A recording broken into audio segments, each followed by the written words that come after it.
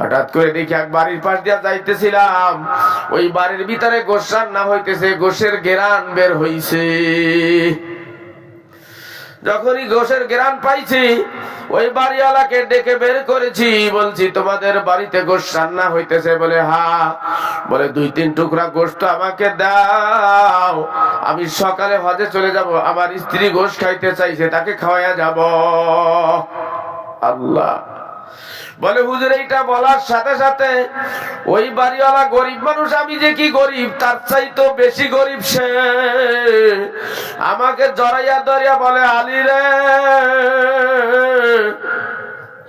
আমাদের বাড়িতে যেই গোশ রান্না হইতেছে এইটা আমাদের জন্য হালাল, আলী এইটা তোমাদের জন্য হারাম। কারণটা কি? আমিও মুসলমান, তুমিও মুসলমান, তোমার জন্য হারাম, তোমার জন্য হালাল, আমার জন্য হারাম। এর কারণটা কি? এইটা বলা যাবে না, আমার মাওলার সাথে আমার একটা কন্টাক্ট আছে, এইটা বলা যাবে না। আমার মাওলার সাথে আমার একটা কন্টাক্ট আছে। আল্লাহ আল্লাহ। আলী বলে, আলী ইবনে মুআফাক বলে, আমি লোকটাকে জড়াইয়া ধরলাম যে আমার কাছে বলাই লাগবে, কি কন্টাক্ট তোমার আল্লাহর সাথে?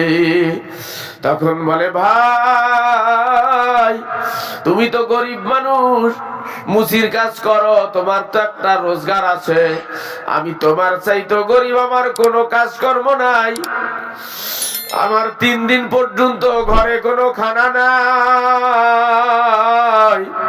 আমার ছেলেমেয়েরা 3 দিন পর্যন্ত না খাইয়া ছিল। প্রতিদিন সকালে আমি কাজে বের হই, কাজের খোঁজে বের হই, কোনো কাজ পাই না, টাকা পয়সাও পাই না। 3 দিনের দিন 4th দিন যখন আবার আমি কাজে বের হইছি, সমস্ত শহরগুলায় কাজ খুঁজেছি, কোনো কাজ পাইলাম না। আসসালামু আলাইকুম ওয়া রাহমাতুল্লাহি ওয়া বারাকাতুহু। কেমন আছেন আপনারা? আলহামদুলিল্লাহ আলা কুল্লি হাল। বসেন, সবাই বসে পড়ি। অল্প সময়ের মধ্যেই আজকের মাহফিলের আখরি দোয়া হয়ে যাবে। রাত হয়েছে অনেক, শীতের রাত, কষ্ট হইতেছে আপনাদের। আজকে অনেক উলামায়ে কেরাম জমে গেছিল এখানে, যার কারণে সবাইকে একটু একটু করে সময় দিছি, উলামায়ে কেরামের সম্মান করেছি। এটা আপনারা বেজার হয়েছেন নাকি? সবাইকে একটু একটু করে সময় দিছি, যার কারণে একটু দেরি হয়েছে। আসলে তো আমার শায়েখ আল্লামা রসুলপুরি রহমাতুল্লাহ আলাইহি এই 10টা সাড়ে 10টার ভিতরে মাহফিল শেষ করে দিতেন। তাই আমার একটু দেরি হয়েছে, যদিও এই উলামায়ে কেরামের সম্মানার্থে। আমিও বেশি দেরি করব না, অল্প সময়ের ভিতরেই দোয়া করে দেব। সবাই বসে পড়ি। আলহামদুলিল্লাহ আলহামদুলিল্লাহি কাফা ওয়া সালামুন আলা ইবাদিহিল্লাযীনা ইসতাফা। আম্মা বাদ, ইয়া আইয়ুহাল হাজিরুন রাহিমানি ওয়া রাহিমাকুমুল্লাহ। আউযু বিল্লাহি মিনাশ শাইতানির রাজীম। বিসমিল্লাহির রহমানির রহিম। ইয়া আইয়ুহাল্লাযীনা আমানুত্তাকুল্লাহ ওয়া কুনু মা'আস সাদিকিন।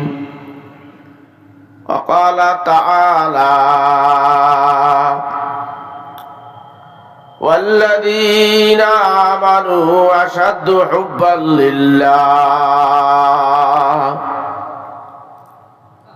وقال رسول الله صلى الله عليه وسلم إذا مررتم برياض الجنة فارتعوا. قال وما رياض الجنة؟ قال أهلك ذكر.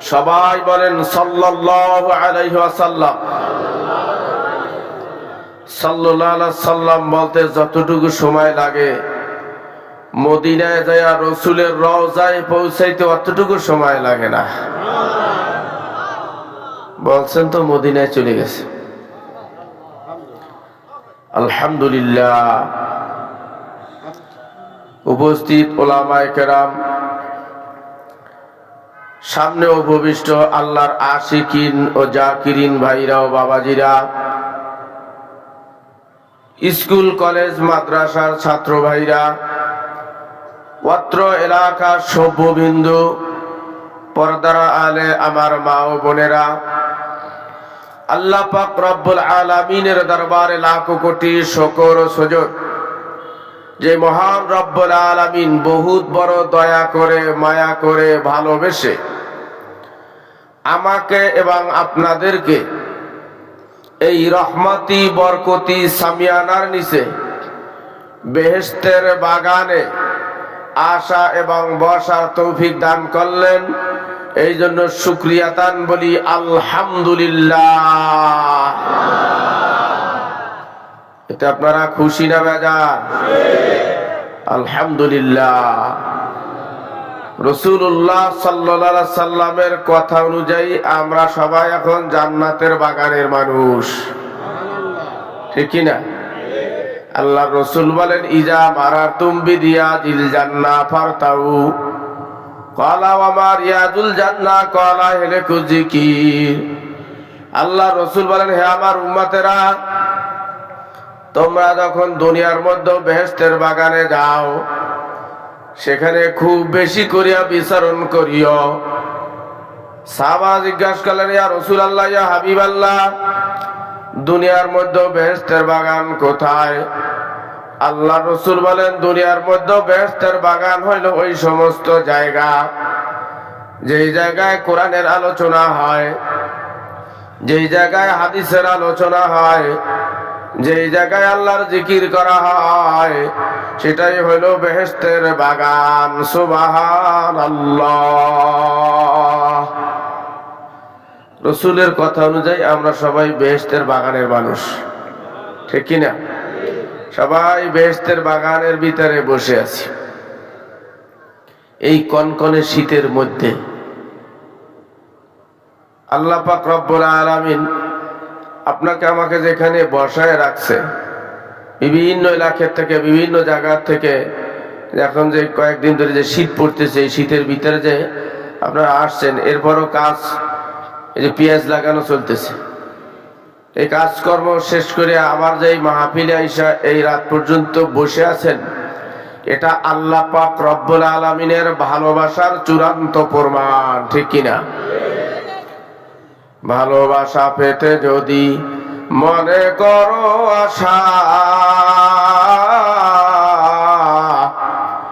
আমার মাওলার শানে পান পানে করো ভালোবাসা। বাসো কিনা বাসো ভালো আমি নাহি জানি, সব সময় আল্লাহ তোমায় ভালোবাসি। আল্লাহু আল্লাহ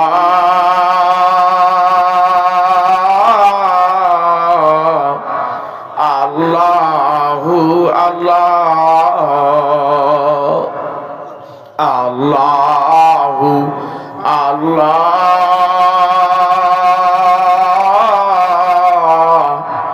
আল্লাহু আল্লাহ।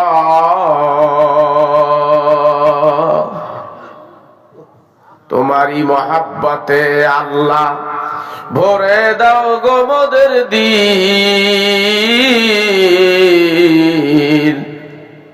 কুদরতি হাতে খুলে দিও মজলিসের সবার বন্ধ মনের খিল। আল্লাহু আল্লাহ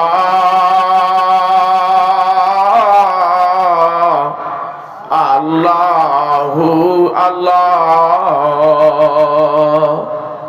আল্লাহু আল্লাহ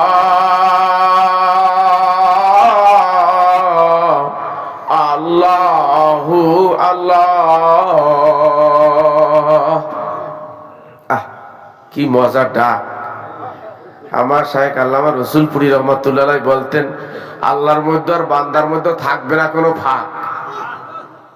আল্লাহ যদি সত্যিকারে কেউ এরকমের ইনিয়ে বিনে আল্লাহকে ডাক দিতে পারে, দিল আর জবান এক করিয়া নিজেকে ছোট মনে করিয়া জাহান্নামের আসামি মনে করিয়া কোন বান্দা যদি আল্লাহকে এরকমের ইনিয়ে বিনে ডাক দিতে পারে, সত্যি ওই আল্লাহর মধ্যে আর বান্দার মধ্যে কোনো ফাঁক থাকবে না। আল্লাহ বাবারে, আমার শায়েখ আল্লামা রসুলপুরি রহমাতুল্লাহ বলতেন, কাঠ কাটতে কাটতে মানুষ কাঠুরিয়া হয়, হাল চষতে চষতে মানুষ হাইলা হয়, মাছ ধরতে ধরতে মানুষ জেলে হয়, লিখতে লিখতে মানুষ লিখক হয়, অমনি ভাবে আল্লাহ আল্লাহ করতে করতে মানুষ আল্লাহর ওলি হইয়া কবরে যায়। আল্লাহ আল্লাহ করতে করতে মানুষ আল্লাহর ওলি হইয়া কবরে যায়। অবিশ্বাস করলেন নাকি? হ্যাঁ, যারা আল্লাহকে পাইছি, আল্লাহ আল্লাহ বাবারে, আল্লাহকে ডাক, আল্লাহর ডাকের ভিতরে যারা মজা পাইছে, আল্লাহ তারাই বোঝে যে আল্লাহ ডাকের ভিতরে কি স্বাদ, কি মজা। আল্লাহ জাল খাইতে কষ্ট লাগে, জিবায় লাগে মজা। আল্লাহ রাস্তায় ফানা হলে দিন দুনিয়ায় রাজা। আল্লাহু আল্লাহ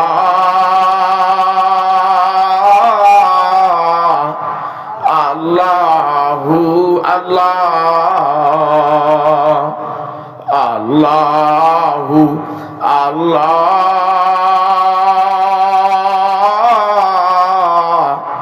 আল্লাহু আল্লাহ।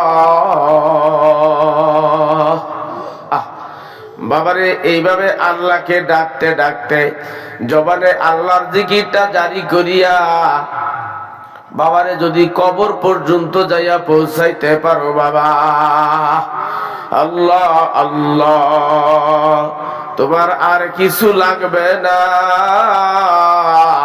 তোমার জবানে যদি একবার মাওলার জিকিরটা জারি হয়ে যায় বাবা, এই মাওলার ডাকের কারণে, জবানে মাওলার জিকির জারি হওয়ার কারণে তোমার অন্য যে আমলগুলি আছে এমনি ঠিক হয়ে যাবে।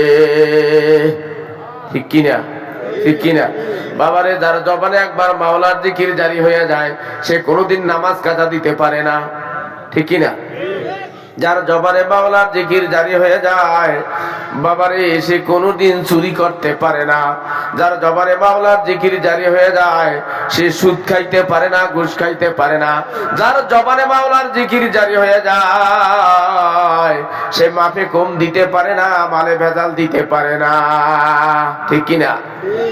জবানে যদি মাওলার জিকির জারি হয়ে যায় বাবা, ওই মানুষটা মোবাইল বাইর করিয়া মোবাইলের ভিতরে নেকেট ছবি দেখতে পারে না। পারবে?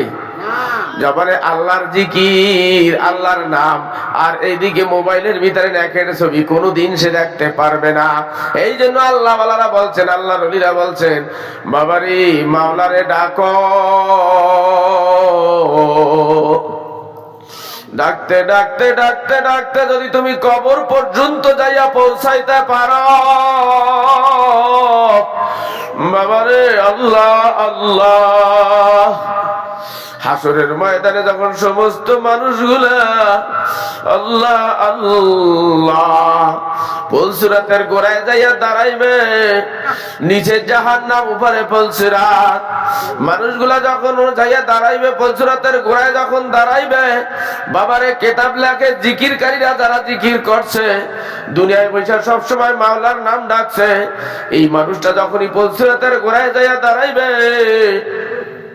নিচের থেকে ওই সময় জাহান্নাম ডাক দিয়া বলবে, ও ভাই তুমি তাড়াতাড়ি এখান থেকে চলে যাও, তাড়াতাড়ি পুলসিরাত পার হয়ে চলে যাও, তোমার জিকিরের নূরের কারণে আমি জাহান্নামের আগুন নিভিয়ে গেলাম, তোমার তাহাজ্জুদের নূরের কারণে আমি জাহান্নামের আগুন নিভিয়ে গেলাম, তোমার নামাজের নূরের কারণে, তোমার নফল নামাজের নূরের কারণে, তোমার আমলের নূরের কারণে আমি জাহান্নামের আগুন নিভিয়ে গেলাম।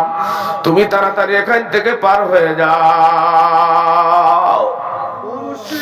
বাবারে, এক সময় জাহান্নাম ডাক দিয়া বলবে, আল্লাহ তোমার এই বান্দাকে এখান থেকে তাড়াতাড়ি নিয়ে যাও। এ যদি কাটিয়া জাহান্নামের ভিতরে পড়িয়ে যায়, ওর জিকিরের নূরের কারণে, আমলের নূরের কারণে, তাহাজ্জুদের নূরের কারণে আমি জাহান্নামের আগুন চিরতরে নিভিয়া যাব। তাড়াতাড়ি ওকে পার করে নিয়ে যাও। বাবারে, এই জন্য সবসময় হাঁটতে বসতে চলতে ফিরতে মাওলার নামটা জবানে জারি করিয়া তারপর মাওলার কবরে যাইয়া শুইও বাবা। আল্লাহ কোন দিনের আমল বাবারে, আল্লাহ আল্লাহ কোন দিনের ওয়াজ, কোন দিনের নসিহত তোমার আমার নাজাতের জন্য জরিয়া হয়ে যাইবে বাবা, তোমারও জানা নাই, আমারও জানা নাই।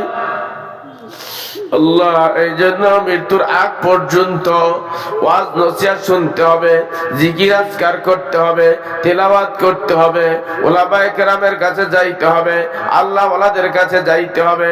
বাবারে, কোন দিনের আমলটা যেন তোমার আমার নাজাতের জন্য জরিয়া হয়ে যাইবে, তোমারও জানা নাই, আমারও জানা নাই। আছে জানা? কেউ জানে যে আজকের মাহফিলটা আমার নাজাতের জন্য জরিয়া হবে? হইতে পারে আজকের মাহফিলের উসিলায় আল্লাহ পাক রব্বুল আলামিন আমাকে মাফ করে দিতে পারে, পারে কিনা? আল্লাহ, এজন্য জানা তো নাই যে হবেই কিনা।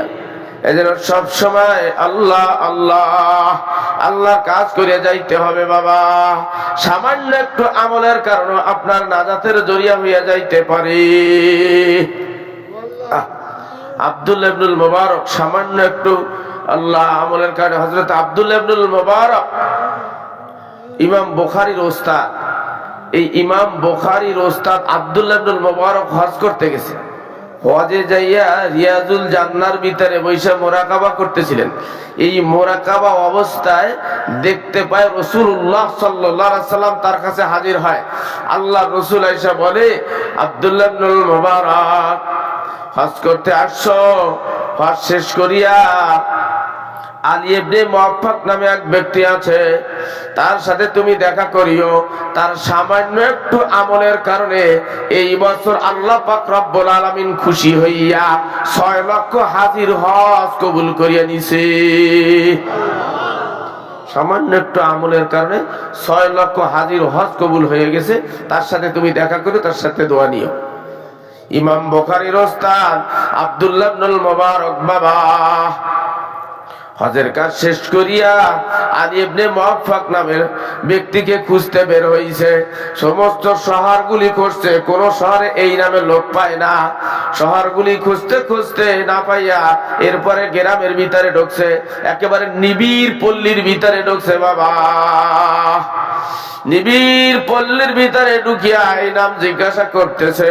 জিজ্ঞাসা করতে করতে এক ব্যক্তি বলে, হ্যাঁ, আলী ইবনে মুআফফাক নামে এক ব্যক্তিকে আমি চিনি। ওই তার বাড়ি, ওই যে দেখা যায় একটা ভাঙ্গা চূড়া ঘর, ঝুপড়ি, ওই বাড়িতেই সে থাকে। আল্লাহ, আব্দুল্লাহ ইবনুল মুবারক এই বাড়িতে যাইয়া বাইরে বসে ডাক দিছে, ঘরে কেউ আছেন? বের হয়ে আসেন। বাবারে, ঘরের থেকে একটা ব্যক্তি বের হয়ে আসছে। আল্লাহ, তার চেহারার দিকে তাকাইলেই মনে হয় যে একটা গরিব মানুষ। উস্কো খুস্কো চেহারা, মাথার চুলগুলা এলোমেলো, গায়ে ছিঁড়া ফাটা জামা, ময়লা জামা গায়ে, ফাটা ফুটা ছেঁড়া জামা গায়ে। লোকটা ঘর থেকে বের হইছে। আল্লাহ, আব্দুল্লাহ ইবনুল মুবারক বলে, আপনার নাম কি? বলে, আমার নাম হলো আলী ইবনে মুআফফাক। বলার সাথে সাথে আব্দুল্লাহ ইবনুল মুবারক এই গরিব মানুষটাকে বুকের সাথে জড়াইয়া ধরছে আর বলছে, ভাই, এমন কি আমল তুমি করো যে আল্লাহ পাক রব্বুল আলামিন তোমার আমলকে কবুল করিয়া, পছন্দ করিয়া এই বছর 6 লক্ষ হাজির হজ কবুল করিয়া নিছে? এমন কি আমলটা তুমি করো? কয়, তেমন কোন আমল তো আমি করি না, তুমি কি কাজ করো? আমি মুসির কাজ করি। মুসির কাজ করে গরিব মানুষ, এই মানুষের জুতা স্যান্ডেল সেলাই করে, জুতা কালি করে। আমি একজন গরিব মানুষ, আমি মুসির কাজ করি। আমার মনে হয় একদিনের একটা আমল আল্লাহ হয়তো কবুল করতে পারে। কয় হুজুর, আমি প্রতিদিন এই দোকানে বসিয়া মুসির কাজ করি।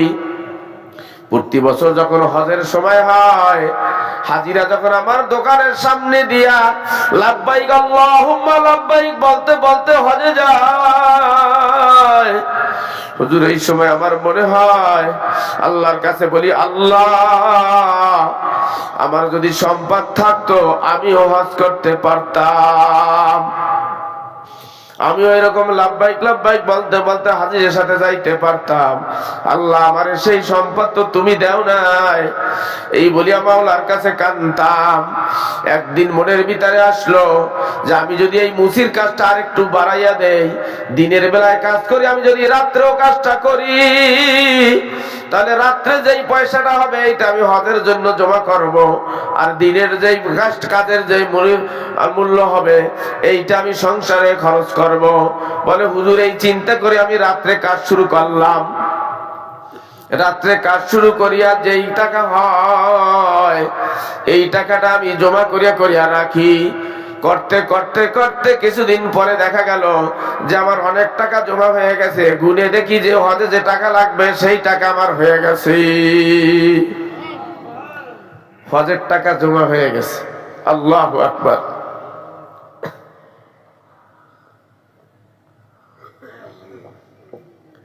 আল্লাহ বলে হুজুর, আমি কাফেলার সাথে নাম লেখাইয়া দিলাম। ঘটনা খুব সংক্ষেপ। বলে আমি কাফেলার সাথে নাম লেখাইয়া দিলাম যে আমি হজে যাব। আল্লাহ, সব কাজকর্ম সব ঠিক করে ফেলাইছি, কাগজপাতি সব ঠিক। আমি দিনের বেলায় কাজ করিয়া সন্ধ্যার সময় বাড়িতে আসছি। সকালেই আমার হজে যাওয়ার ডেট, সকালেই যাব কাফেলাদের সাথে। কিন্তু হুজুর, যখনই আমি বাড়িতে আসছি সন্ধ্যার সময়, রাত্রে যখন বাড়িতে আসছি, আমার স্ত্রী বলে, স্বামী গো, দীর্ঘদিনের জন্য হজে চলে যাবেন, আর ফিরে আসেন কিনা আসেন বলা যায় না। আইসা হয়তো আমাকেও না পাইতে পারেন। আমার মনের একটা আশা, এই আশাটা একটু পূরণ করিয়া যান। কয় কি আশা? কয় স্বামী গো, আমরা তো গরিব মানুষ, বহুদিন ধরিয়া গোশ খাইতে পারি না, গোশত খাই না। গোশত যে কবে খাইছি তা মনেও পড়ে না। আল্লাহ, দরিদ্রতার কারণে আল্লাহ গোশত খাইতে পারি নাই। আমার বড় গোশত খাইতে মনে চাচ্ছে, যদি আমার এই আশাটা একটু পূরণ করিয়া যাইতেন। আলী ইবনে মুআফফাক বলে, এই রাত্রে আমি তোমার জন্য গোশত কোথায় পাবো? বলে একটু চেষ্টা করিয়া দেখেন, পাইতো তো পারেন। আল্লাহ আব্দুল্লাহ ইবনুল মুবারককে বলে, হুজুর, স্ত্রীকে খুশি করার জন্য আমি গ্রামের ভিতরে হাঁটতে আছি। ঘর থেকে বের হইয়া গ্রামে গ্রামে আমি হাঁটি, কিন্তু রাস্তায় রাত্রে বেলায় গোশ আমি কোথায় পাবো? হঠাৎ করে দেখি এক বাড়ির পাশ দিয়া যাইতেছিলাম, ওই বাড়ির ভিতরে গোশ রান্না হইতেছে, গোশের ঘেরান বের হইছে। যখনই গোশের ঘেরান পাইছি, ওই বাড়িওয়ালাকে ডেকে বের করেছি, বলছি তোমাদের বাড়িতে গোশ রান্না হইতেছে? বলে হ্যাঁ। বলে 2-3 টুকরা গোশত আমাকে দাও, আমি সকালে হজে চলে যাব, আমার স্ত্রী গোশ খাইতে চাইছে, তাকে খাওয়াইয়া যাব। আল্লাহ বলে, হুজুর, এইটা বলার সাথে সাথে ওই বাড়িওয়ালা গরিব মানুষ, আমি যে কি গরিব তার চাইতো বেশি গরিব সে, আমাকে জড়াইয়া ধরিয়া বলে, আলী রে, আমাদের বাড়িতে যেই গোশ রান্না হইতেছে এইটা আমাদের জন্য হালাল, আলী এইটা তোমাদের জন্য হারাম। কারণটা কি? আমিও মুসলমান, তুমিও মুসলমান, তোমার জন্য হারাম, তোমার জন্য হালাল, আমার জন্য হারাম। এর কারণটা কি? এইটা বলা যাবে না, আমার মাওলার সাথে আমার একটা কন্টাক্ট আছে, এইটা বলা যাবে না। আমার মাওলার সাথে আমার একটা কন্টাক্ট আছে। আল্লাহ আল্লাহ। আলী বলে, আলী ইবনে মাফাক বলে, আমি লোকটাকে জড়াইয়া ধরলাম যে আমার কাছে বলাই লাগবে কি কন্টাক্ট তোমার আল্লাহর সাথে। তখন বলে, ভাই তুমি তো গরিব মানুষ, মুসির কাজ করো, তোমার তো একটা রোজগার আছে। আমি তোমার চাইতো গরিব, আমার কোনো কাজ কর্ম নাই। আমার 3 দিন পর্যন্ত ঘরে কোনো খানা নাই। আমার ছেলেমেয়েরা 3 দিন পর্যন্ত না খাইয়া ছিল। প্রতিদিন সকালে আমি কাজে বের হই, কাজের খোঁজে বের হই, কোনো কাজ পাই না, টাকা পয়সাও পাই না। 3 দিনের দিন চতুর্থ দিন যখন আবার আমি কাজে বের হয়েছি, সমস্ত শহরগুলায় কাজ খুঁজেছি, কোনো কাজ পাইলাম না। সন্ধ্যার সময় যখন আমি বাড়ির দিকে রওনা দেই, তখন মনে মনে বলি, আজকে যদি আমি খালি হাতে যাই, ছেলে মেয়েরা আমার খালি হাত দেখে হাত ফেল করিয়া মারা যাবে। হঠাৎ করিয়া দেখি শহরের বাইরে যে ময়লা আবর্জনা ফেলায়, এই ময়লা আবর্জনার ভিতরে একটা মরা গাদা পড়ে আছে। আমি ওই সময় আল্লাহর কাছে বললাম, আল্লাহ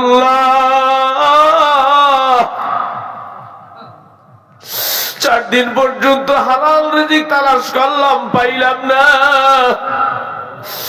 আমার ছেলে মেয়েরা না খাইয়া মারা যাবে, এখন একটা মরা গাদা পাইছি, এই মরা গোস্ত তো খাওয়া যায় নাই। কিন্তু মাওলা, এছাড়া তো আমার কাছে কিছু নাই। তোমার সাক্ষী রাখিয়া এই মরা গাদার গোস্ত আমি কাটিয়ে নিয়ে বাচ্চাদেরকে এইটাই রান্না করিয়া খাওয়াই। আল্লাহ তুমি সাক্ষী। কই ভাই আলী রে, ওই মরা গাদার গোস্ত কাটিয়া বাড়িতে নিয়ে আসা, ওইটা আমার বাড়িতে রান্না হইতেছে। এইটা আমাদের জন্য হালাল, তোমাদের জন্য হারাম। ব্যাপারে কিতাব লেখে, আলী ইবনে মাফাক এই কথা শুনিয়া এই লোকটাকে জড়াইয়া ধরে বলতেছে, ভাই তোমার পায়ে পড়ি, এই হারাম জিনিস তোমার বাচ্চাদেরকে খাওয়াইও না, তোমার স্ত্রীকে খাওয়াইও না। মরা গাদা এটা হারাম, এটা খাওয়াইও না। তুমি একটু অপেক্ষা করো, আমি বাড়ির থেকে আসি। বলে, হুজুর এই বলি আমি বাড়িতে দৌড়ে আসলাম। আমার কাছে যে হজের টাকা ছিল, জমানো টাকা, এই টাকা নিয়ে এই লোকটাকে দিলাম আর বললাম, বাজারে যাও, বাজারে যাইয়া চাল ডাল খরিদ করে নিয়ে আসো, বাচ্চাদেরকে হারাম খাওয়াইও না, এটা ফেলাইয়া দাও। এই লোকটা ওই গোস্ত ফেলাইয়া দিয়া বাজারে চলে গেল, আর এদিকে আমি বাড়িতে আসলাম। স্ত্রীর কাছে সমস্ত ঘটনা খুলিয়া বললাম, আর বললাম, আমি তো কালকে হজে যাব, টাকা তো দিয়ে দিছি, হজে তো আর যাওয়া হবে না আমার। আমি গা ডাকা দেই, কাফেলারা যখন আমারে খুঁজতে আসে, তুমি বলবা সে কোথায় গেছে আমি জানি না। বলে, হুজুর এই বলি আমি গা ডাকা দিলাম, কাফেলার লোকজন এসে আমারে খোঁজাখুঁজি করিয়া না পাইয়া তারা হজে চলে গেল। তারা সমস্ত লোক হজে যাইয়া হজ করতেছে, হজের কাজ শেষ করছে। আমি এই সময় বাড়িতে, হাজিরা যখন হজের কাজ শেষ করিয়া একজন একজন হাজি বাড়িতে আসে, একজন হাজি আমার বাড়িতে এসে দেখা করতে আসে। আইসা একজন হাজি বলে, ভাই আলী, আরাফার ময়দানে তোমারে এক নজর দেখলাম, এরপরে তো আর তোমারে দেখলাম না। আর একজন হাজি এসে বলে, হাজি আলী মুজদালিফায় এক নজর দেখছিলাম, এরপরে আর তোমারে পাইলাম না। আর এক হাজি এসে বলে, আলী মিনায় পাথর মারার সময় তোমার এক নজর দেখলাম, এরপরে লোকের ভিড়ের ভিতরে কোথায় গেল আর খুঁজে পাইলাম না। কার সাথে হজ করেছো, কোন কাবিলার সাথে তুমি হজ করেছো? আর এক হাজি আয়েশা বলে, আলী রে, কাবা তওয়াফ করার সময় তোমারে দেখছি তওয়াফ করতে, এরপরে আর তোমারে খুঁজিয়া পাই না। বলে, হুজুর শেষ সময় এক হাজি আয়েশা বলে, তার হাতের ভিতরে একটা টাকার ব্যাগ, কাঁচা টাকা, এই টাকার ব্যাগটা আমার হাতের ভিতরে দিয়া বলতেছে, ভাই আলী, আমি যখন রিয়াজুল জান্নার ভিতরে বসা ছিলাম, এই সময় তুমি যেন কোথা থেকে তাড়াতাড়ি করে আসলা। আয়েশা ব্যাগটা আমার হাতে ধরাইয়া দিয়া বললা, আমি রসুলের রওজা একটু সালাম দিয়ে আসি, আমার ব্যাগটা একটু ধরো। রাসূলের রওজায় সালাম দেওয়ার কথা বলি, তুমি কোথায় গেলা? আর তোমারে খুঁজে পাইলাম না, তোমার ব্যাগ আর দিতে পারলাম না। এই যে নাও তোমার ব্যাগ, এই ব্যাগ দিয়া তাড়াতাড়ি হাজী সাহেব আমার ঘর থেকে বের হয়ে গেল। বলে হুজুর আমি সারা রাত্র কান্দি,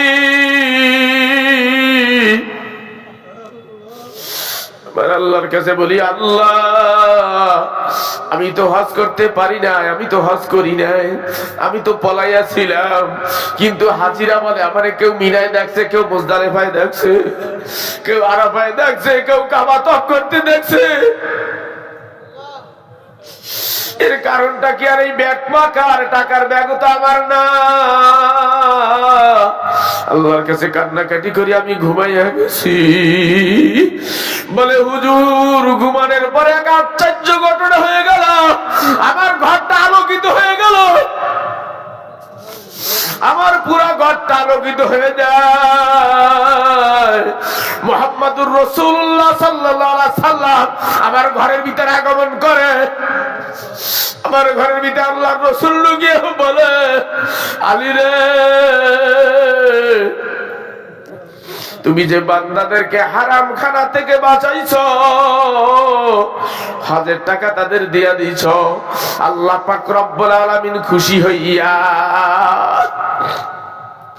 তোমার উপরে খুশি হইয়া জান্নাতে থেকে ফেরেশতা পাঠাইয়া তোমার বদলি হজ করাইয়া দিছে।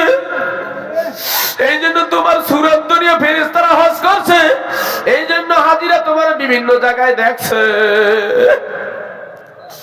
আর এই যে টাকার ব্যাগটা, এটা আল্লাহ পাক রব্বুল আলামিন জান্নাতের থেকে তোমার জন্য পাঠাইছে, যেন আগামী বছর তুমি নিজেই হজ করতে পারো। বাবার এই জন্য কোন দিনের ওয়াজ, কোন দিনের নসিহত, কোন দিনের সামান্য আমল তোমার আমার নাজাতের জন্য জরিয়া হয়ে যাইবে বাবা, তোমারও জানা নাই, আমারও জানা নাই। এই জন্য আমল করতে থাকো, আমল করতে থাকো, মৃত্যুর আগ পর্যন্ত আমল করতে থাকো। আমার শেখ আল্লামা রসুলপুরি রহমাতুল্লাহ আলাইহি বলতেন, ধাক্কা দিতে থাকো, দিতে থাকো, দিতে থাকো, দিতে থাকো। কোন দিনে ধাক্কায় যেন দরজা খুলিয়া যাইবে তোমারও জানা নাই, আমারও জানা নাই।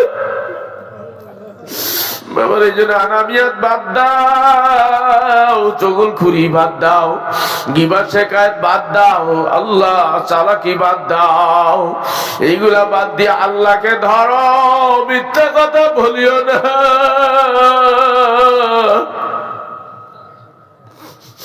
আল্লাহকে ধরার মতো ধর।